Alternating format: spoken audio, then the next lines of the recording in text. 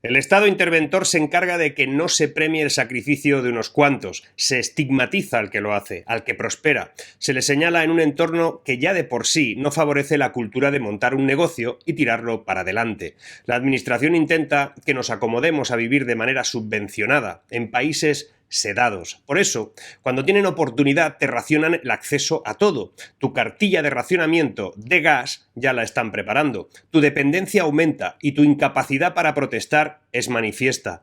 Cuanto más intervienen, más molesta. La política ahora es pura administración, ya no es liderazgo. Por eso justifican su incapacidad en cualquier evento que se produzca. La inflación ya estaba aquí cuando empezó la guerra, pero nadie lo recuerda. Los problemas energéticos ya estaban aquí cuando nadie temía los cortes de Putin, pero nadie lo recuerda. El caos logístico y la hambruna en el norte de África ya estaban aquí antes de que hubiera barcos rusos en el Mar Negro, pero nadie lo recuerda. Quédate hasta el final de este vídeo, que hoy te voy a explicar que nos cortan el gas.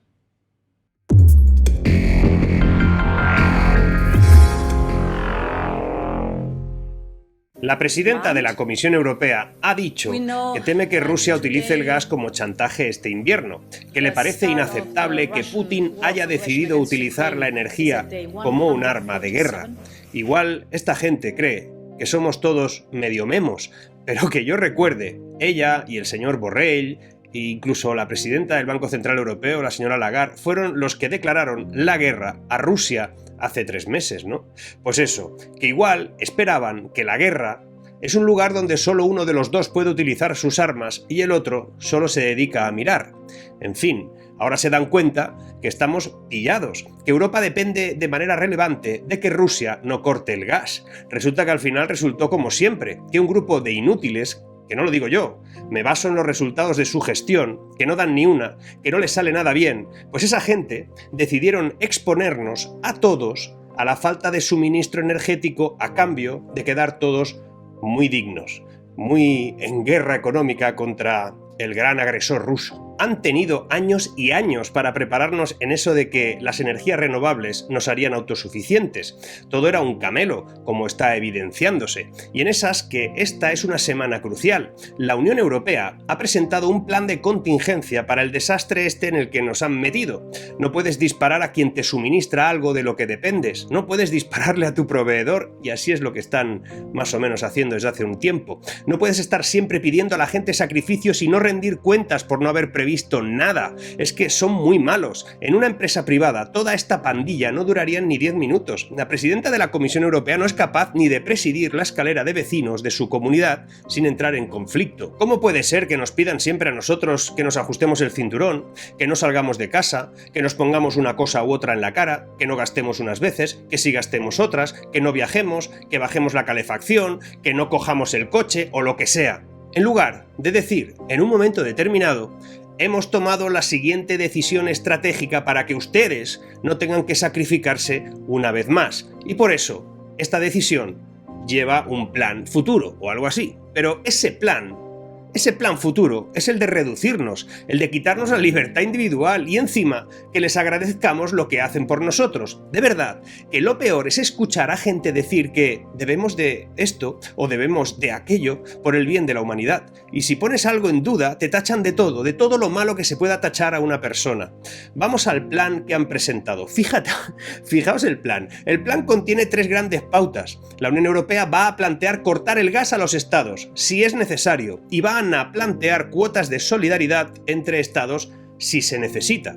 Eso es exactamente lo que dibuja un documento de 10 páginas, una portada y un índice, o sea, 12 páginas, un documento donde la Comisión Europea plantea, y que se ha presentado hoy, que si es necesario habrá cortes de suministro de forma ordenada, eso sí. También explica a quién se le cortará y a quién no. Por ejemplo, los que no tendrán cortes serán industrias estratégicas, alimentarias y hospitalarias. Estos son los únicos 3 sectores que se van a quedar a salvo de unos potenciales cortes. Todos los demás pueden quedar sometidos a cortes energéticos si Rusia corta totalmente el suministro de gas a Europa. Y que conste que no me queda claro eso de que Rusia va a cortar el gas a toda Europa. Si te está permitiendo que le compres todo el gas que necesitas ahora para acumularlo y tenerlo envasado donde toque, ¿por qué te va a cortar el gas después si te está dejando comprarlo todo ahora? No sé, igual sí, ¿eh? Yo ahí en la cabeza de Putin no soy capaz de entrar. pero es que en la cabeza de estos tampoco. Y en realidad todos los demás, aparte de esos tres sectores, pues pueden quedar sometidos a cortes energéticos si Rusia corta totalmente el suministro de gas a Europa.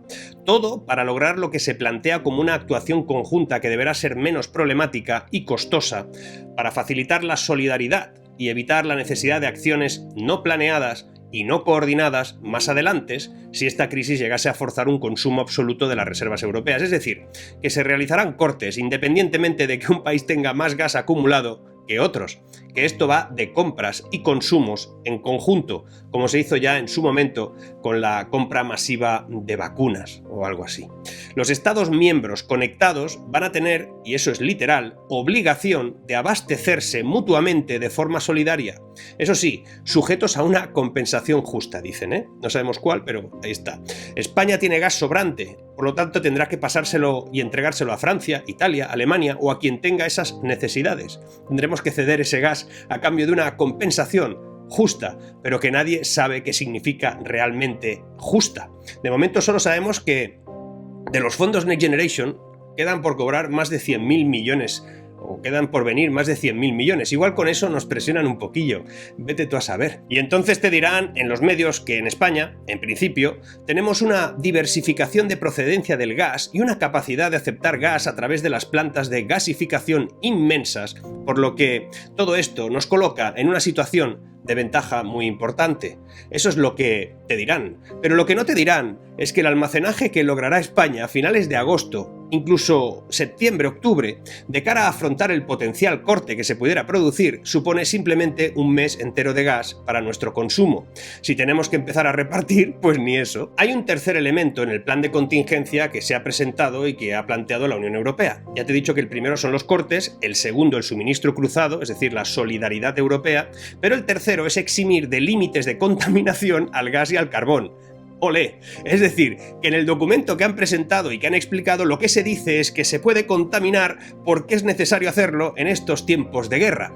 De momento, la guerra permite sortear cualquier límite de contaminación de los que se habían establecido y que parecían insalvables y que no había manera de que el mundo evolucionara si eso no lo corregíamos o lo quitábamos de en medio. Pues además de la filosofía general y de esas tres pautas que te acabo de decir, el documento dice cosas muy específicas y que se van a tener que cumplir por parte de los estados y que ya comentamos en un momento en un directo que titulamos hace unas semanas Corralito Energético. ¿Os acordáis de que ya se anticipaban algunas de esas medidas que eran difíciles de asumir e incluso de creer? Pues mira, lo primero que advierte la Comisión Europea es que no estarán las reservas como deberían estar para noviembre. Las reservas tendrían que estar sobre un 80% de gas acumulado y la Comisión advierte que en ese documento que ya presentaron que no se va a llegar a ese objetivo, que estarán entre un 65 y un 70 y poco más para ese momento, para noviembre, lo que supone un déficit importante respecto a las previsiones de lo que se necesitaría. Por eso la Comisión opta por no retrasar más las medidas de reducción de consumo e implementarlas. Y te estarás preguntando, ¿qué proponen o qué piensan imponer esta gente? Pues fíjate, medidas concretas como reducir la calefacción de edificios públicos, oficinas, locales comerciales y también modificar pues las fuentes de energía, dejando que otras, como puede ser el carbón, sustituyan al gas. Todo es de locos, pero es así. Una modificación que ya hizo la Comisión Europea, pero que podría prolongarse tanto como sea necesario, asegurándose, eso sí, que también haya reservas suficientes de estas energías alternativas. También sugieren, atención, la posibilidad de establecer ayudas públicas para impulsar a la industria a optar por esos nuevos combustibles, y advierte que el suministro ha de estar garantizado sobre todo para las tres tipologías de industrias que hemos hablado antes, las alimentarias, las de seguridad. Concretamente, Bruselas cita la seguridad, la alimentación, la salud, todo eso para que esté salvaguardado. Pero habla también de subastas conjuntas de energía, medidas supeditadas, como ya se había advertido en la Comisión Europea, para un compromiso solidario entre los Estados miembros. Aquellos que tengan interconexiones como tiene España tendrán una obligación de abastecerse mutuamente de forma solidaria. Pero lo grave es que el documento de la Agencia Internacional de la Energía, que se toma como patrón de medida de los gobiernos para adoptar, especifica cosas y medidas que son tela marinera. España ha dicho que lo toma como documento base para el plan de contingencia propio. es decir, que lo piensan cumplir o que quieren trasladarlo. ¿Y quieres saber cuáles son las 9 medidas estrella que se plantean? Pues las 9 medidas planteadas en ese documento de la Agencia Internacional de la Energía, redactado conjuntamente con la Comisión Europea para rebajar 1 grado la calefacción que suponga un ahorro del 7%, también incluye que subamos el aire acondicionado para que ahorremos un 10%. Pero no se quedan ahí. También hablan de ajustar la caldera, aumentando su eficiencia. Hablan de ahorrarse un 8% de energía. Dicen que debemos de teletrabajar 3 días desde casa sí o sí, que debemos de compartir el coche siempre 2 personas como mínimo en trayectos laborales, reducir la velocidad en autopistas 10 km/h, no usar el coche los domingos, utilizar transporte público casi siempre y para distancias inferiores a 1000 kilómetros optar por el tren en lugar de usar el avión. Y es que hay un sentimiento generalizado entre los líderes del G7, de la Comisión Europea, de que va a ser necesario recortar la calefacción este invierno y pasar incluso calor desde ya en verano, por lo que el documento de la Comisión Europea habla directamente de recortes inmediatos, que no se puede esperar. Y nos marean con precios y con cosas y ya nos advierten de que la electricidad volverá a subir mucho en el próximo invierno, sobre todo en Reino Unido, Alemania y especialmente en Francia, pero también en España, aunque algo más moderado, también va a subir. Y ellos hablan de un término muy interesante, hablan de niveles históricamente elevados. ¿Más?